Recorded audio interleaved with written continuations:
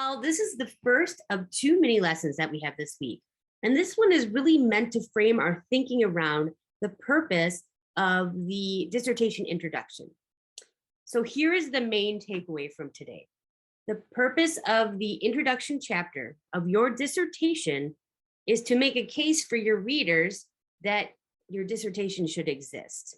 And of course, you're convinced that it's important enough to dedicate a lot of time and effort to researching and writing about.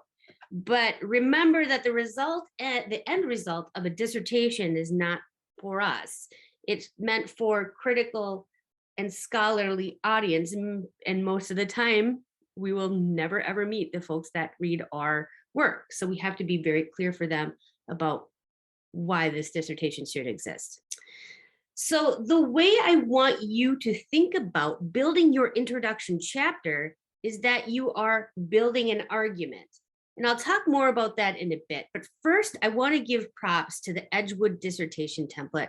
I've talked to a lot of other graduate students or doctoral students in other programs, and they're very jealous that this template exists for you. So it is a gift, and it's a really great gift. I also want to emphasize, though, beyond it being a gift, it is a tool that will work for most of you. But I also want to emphasize it is not a fill in the boxes situation. In the end, the structure of chapter 1 needs to do two things. First, it needs to include all of the elements that are both expected and critical to your argument. So the template lays out what those elements are, and how they're put together is how your argument tends to flow. So that becomes the second thing that your chapter 1 needs, that it needs to flow in a way that your reader can follow without much effort. Modifications to the template to meet the needs of your argument are okay and actually may be necessary for some of you. So I want you to recognize that. Let's talk a bit about how to build that argument. Your introduction body will kind of have three main sections that follow these three questions. The first question is, why do we, as the audience, need to know more about your topic? How will you be contributing new knowledge or extending existing knowledge? And then the third question you'll be answering in your introduction is, how are you framing and scoping your research? Let's go into a little more detail as to what those chunks involve. We often talk about the flow of an argument, a dissertation, or otherwise as an inverted pyramid moving from broad to precise and focused. The base is usually the topic generally.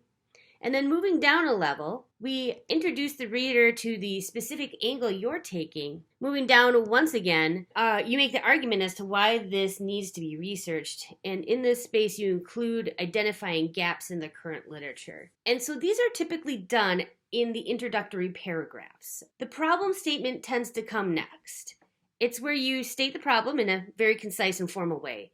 And this also tends to include the population that you will be focusing on. The next part of building your argument is sharing with the reader how you will address the problem. And this typically has two parts. In the purpose statement, you discuss what you intend to do. And that includes your research questions, and if you're doing a quantitative or mixed method study, your hypotheses. It also includes your methods and your rationale for using those methods. The final part of talking about how you intend to address the problem, and sometimes the most challenging part, is discussing your theoretical framework. So what that is you are describing the particular lens that you are using to examine the problem.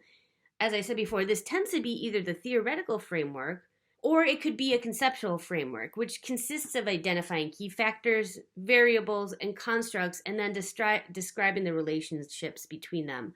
Most often, it will be a theoretical framework. The theoretical framework or the conceptual framework serve really important purposes.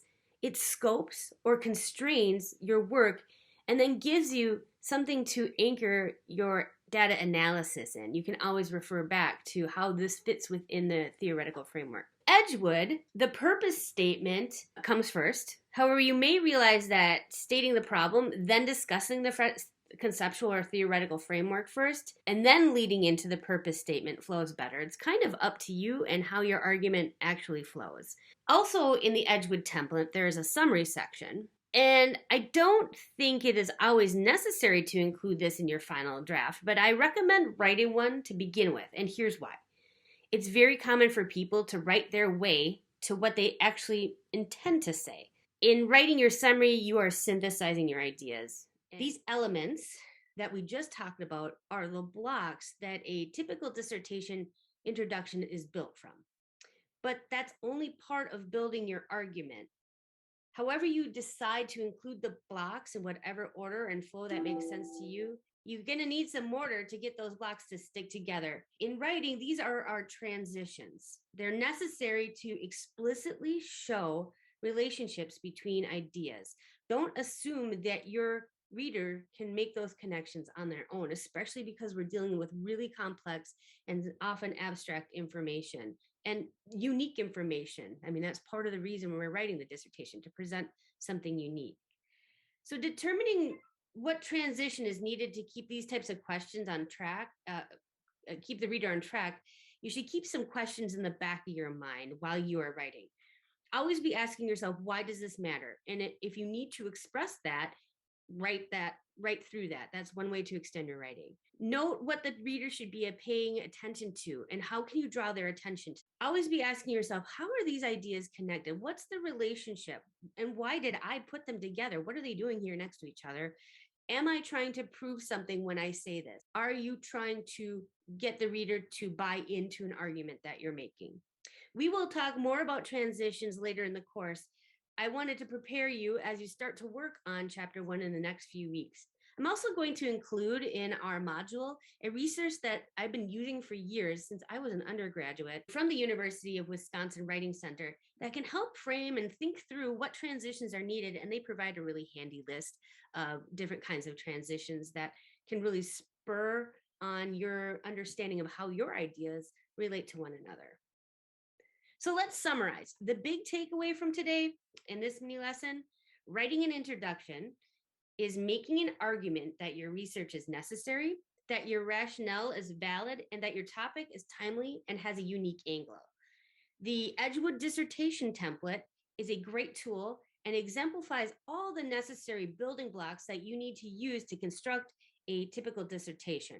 However, it is more important that you include these blocks in a structured way that leads your reader through a logical flow of ideas. And that may be unique in some situations or a modification of the template in some situations.